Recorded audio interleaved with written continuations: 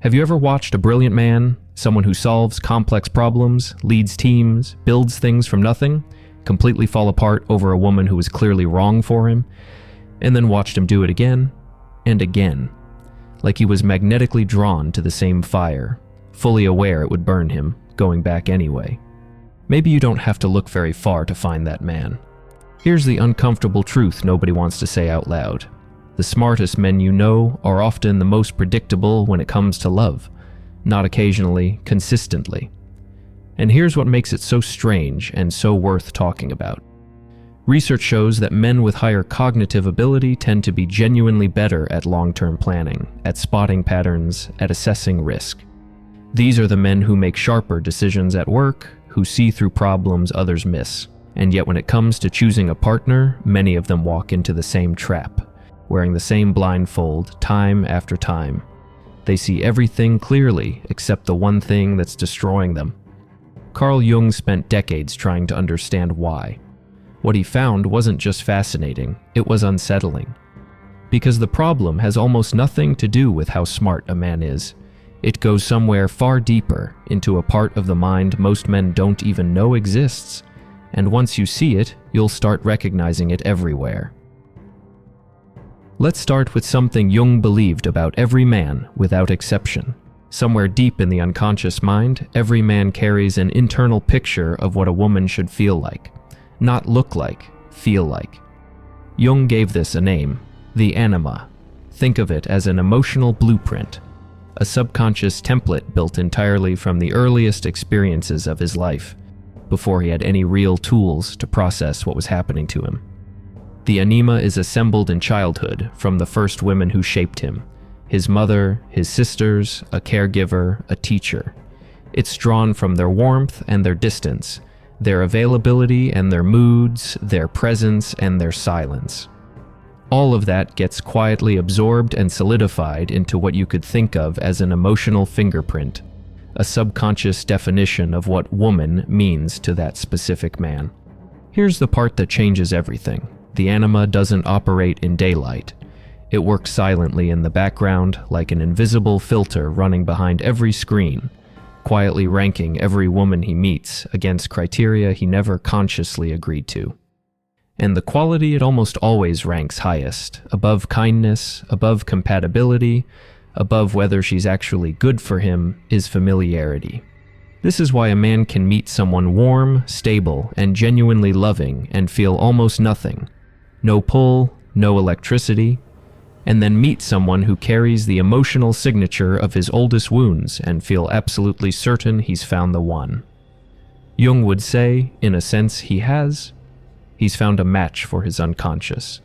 He's just confused the feeling of recognition for the feeling of love. So what does the wrong woman actually look like through this lens? She's rarely obviously wrong, at least not at first. She's often compelling, fascinating in a way that's difficult to put into words. She might be emotionally unpredictable, impossible to fully reach, or someone whose life always seems to hover at the edge of falling apart. Or she might carry a fragility that makes him feel indispensable when he's around her. The problem isn't what's visible on the surface.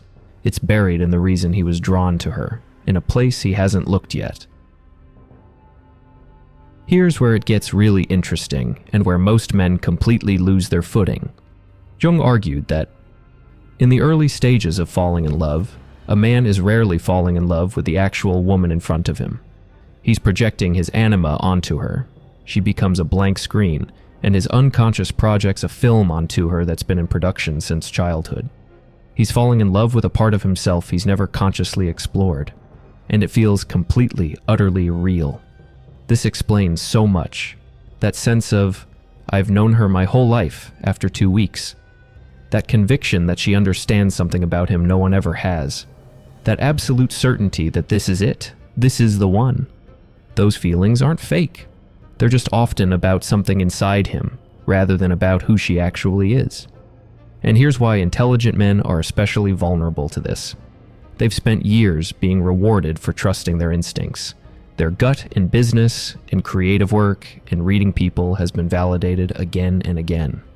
So when they meet a woman and feel that overwhelming charge of recognition, they trust it completely.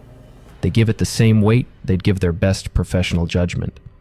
What they don't realize is that this particular feeling isn't coming from wisdom.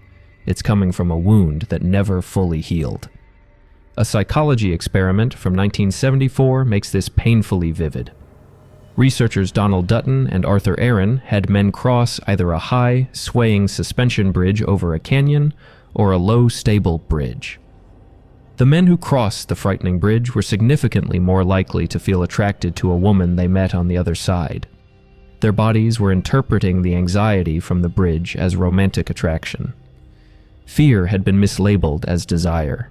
Intelligent men are just as vulnerable to this kind of misreading, perhaps more so. When the unconscious assigns a story to a woman, she's different, she sees me, she makes me feel something no one else does, the intelligent mind builds a whole architecture of rational justification around what is, at its core, an emotional misfire.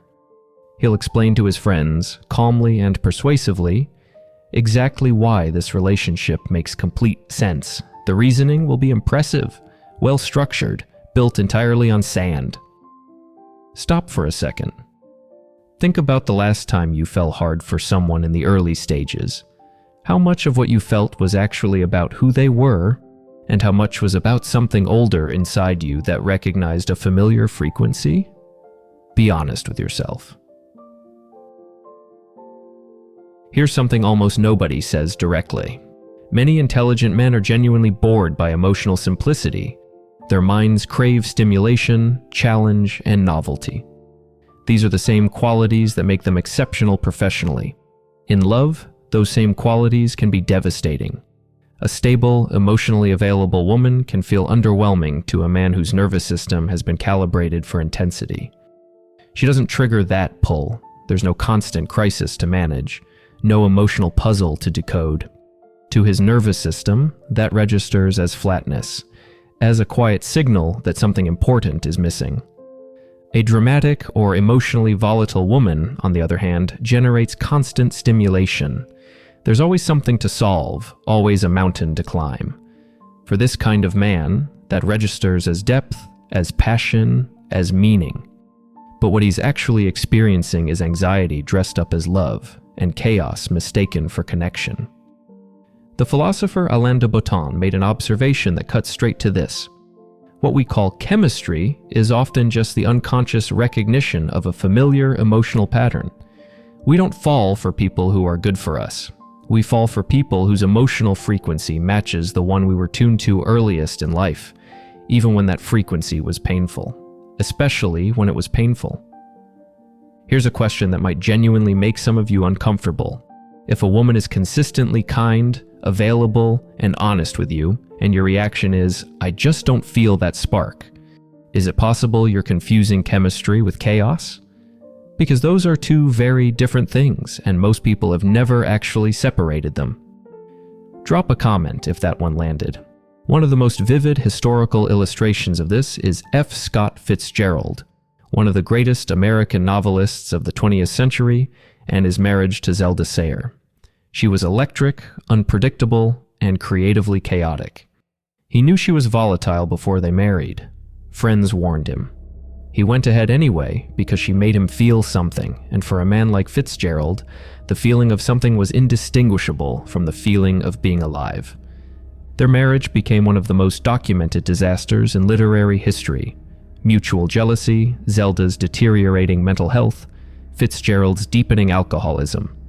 He spent his entire career writing about idealized love while his real experience of it consumed him from the inside. His genius illuminated the human heart on the page. It couldn't protect him from his own. Here's where we go one layer deeper. This might be the most important part of this entire video, so stay with me. Jung described something he called the shadow. The basic idea is this: every man has qualities he's learned to bury.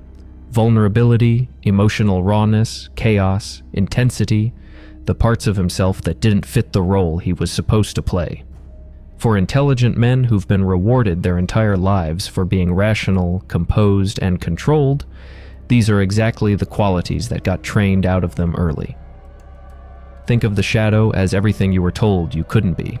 every emotion you pushed down to keep functioning, every part of yourself you locked away because it felt unacceptable or dangerous. It doesn't disappear when you bury it. It just goes underground. And Jung found that people are powerfully, almost irresistibly attracted to others who embody their own shadow. When a grounded, high-functioning man meets a woman who is emotionally intense, freely expressive, or creatively chaotic, something in him responds immediately. His unconscious says, "She has something I lost. If I can be close to her, maybe I can finally feel whole." He believes he loves her, and in some real sense, he does. But part of what he's responding to is the part of himself he was never permitted to be. The cycle becomes self-defeating in a specific way. You can't reclaim the parts of yourself you've buried simply by being around someone who embodies them. Proximity isn't healing, so he stays in the relationship, increasingly frustrated that she isn't making him feel complete. She grows resentful of being needed for something she doesn't understand and never signed up for. He grows disillusioned when reality keeps failing to match the fantasy. The whole thing collapses. He calls it a failed relationship. Jung would call it the most expensive lesson he never signed up for. Here's what almost nobody talks about, and it's one of the most revealing moments in this entire pattern. When the projection starts to crack, when reality asserts itself and she stops being who he imagined, what does the intelligent man typically do? He doubles down. He argues more, analyses more, tries harder to make the relationship work by working harder on her. Or he grows cold and distant, convinced that something essential has been taken from him, that she changed, that she's the one failing. And because his intelligence is formidable, he can build a very convincing case for exactly why that's true. But here's the part that stings. When he says she changed, what he usually means is she stopped being who he imagined her to be. Jung was clear on this. When the projection collapses, the unconscious almost automatically transfers blame outward. The man doesn't experience it as "my image of her was wrong." He experiences it as "she let me down." This is why some of the most intellectually capable men stay in clearly failing relationships for years, defending them with increasing sophistication. Every new argument is, underneath it all, an attempt to restore the fantasy. The tragedy isn't the collapse of the projection, it's all the energy poured into refusing to see it. There's one more pattern worth naming. It connects directly to everything we've covered, and it's the hardest to see from the inside because from the inside it feels almost exactly like love. Many intelligent men don't just choose volatile or unavailable women. They specifically choose women who appear to need saving, a woman who's struggling, carrying wounds that are clearly visible to him, and something in them responds immediately. I can help her. I can see what she needs. I'm the one who finally understands. This instinct feels generous. It looks heroic from the outside. But underneath it, therapists consistently find something more complicated. By focusing on her problems, he doesn't have to confront his own. By being her rescuer, he feels powerful in the domain of intimacy without being truly vulnerable within it. By choosing someone who needs him, he removes the terrifying risk of being with someone who simply wants him. Because being wanted, rather than needed, means showing up without armor. And for many men, that kind of exposure is the most frightening thing imaginable. Arthur Miller and Marilyn Monroe illustrate this with devastating clarity. Miller was one of the most intellectually formidable playwrights of the 20th century, a man who wrote with piercing psychological clarity about power, illusion, and human dignity. Monroe was brilliant in her own right, but openly fragile, struggling with addiction and deep emotional instability. Miller entered the relationship convinced he understood her in ways others hadn't, that his solidity could anchor her, that his presence might help her become who she was meant to be. He entered, in other words, as her rescuer. He couldn't rescue her. The marriage lasted 5 years and ended in dissolution. In his autobiography, Time Bends, Miller reflected that he had entered with a certainty that evaporated on contact with reality. He'd been drawn by what he imagined he could give her, not by who she actually was. He'd fallen in love with the idea of saving her. When the relationship demanded something more equal, something genuinely mutual, neither of them had the tools to find it. brilliant man, devastating blind spot. This pattern tends to emerge in men who grew up in environments where love was conditional, where affection had to be earned through performance or sacrifice. When that's the template, the unconscious keeps searching for the same transaction in every relationship afterward. The intelligent mind calls it depth, frames it as purpose, builds a convincing story about giving deeply and loving fully. Underneath that story is a man who has never fully believed he deserves to simply receive love, no transaction required. There's one more layer almost nobody talks about because it's bigger than any individual man. It's the blueprint that shaped him before he had a single real relationship to compare it to. Think about every love story you grew up watching. The hero doesn't end up with the woman who's warm, present, and emotionally available. He ends up with a complicated one, the one who resists, the one who pushes him away and makes him prove himself. The woman who makes it easy is background noise. The one who makes him suffer is the one he can't stop thinking about.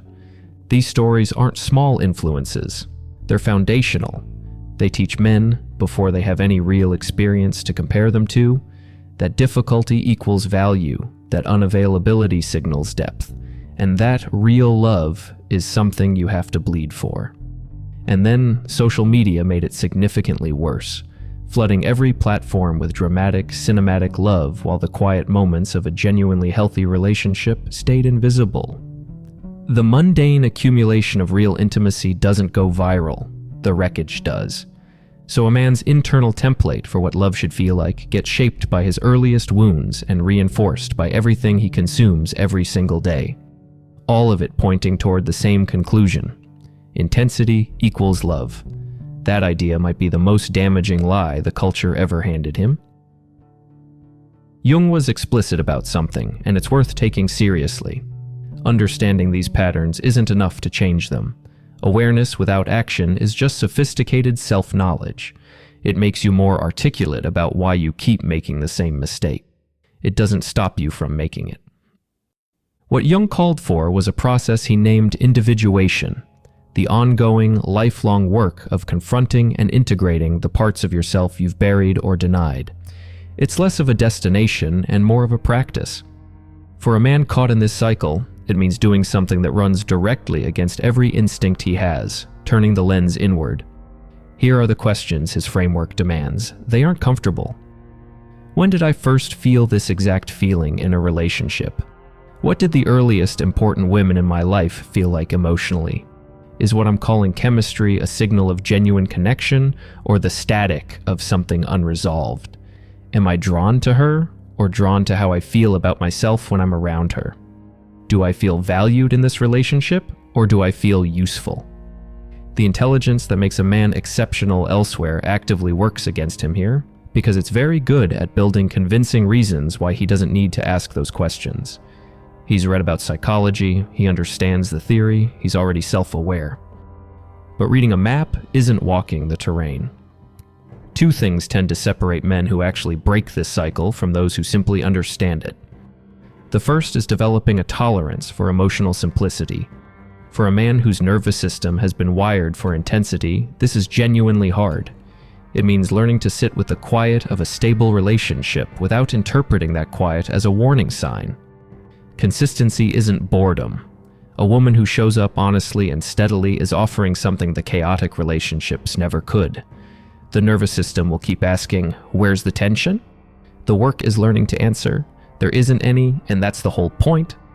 The second is learning the difference between being needed and being chosen. If a man can only feel love when he's solving something, when he's indispensable, when he's holding everything together, that's worth sitting with, honestly. Real intimacy doesn't require a rescue operation, it requires a presence. Learning to offer that, without the armor of usefulness, is some of the hardest and most necessary work a man can do. And here's what both of these point toward. The inner work has to come before the right relationship can actually land. A man who hasn't examined his anima will keep projecting it. A man who hasn't faced his shadow will keep chasing it in someone else. The relationship he's actually looking for won't feel like a thunderclap when it arrives.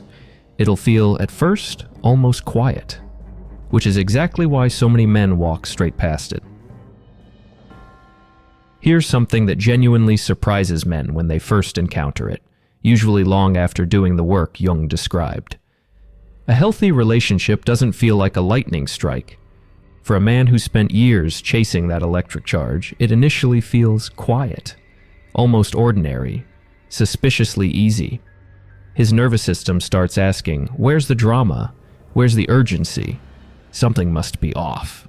And the part of him that hasn't done the inner work reads the absence of chaos as the absence of depth.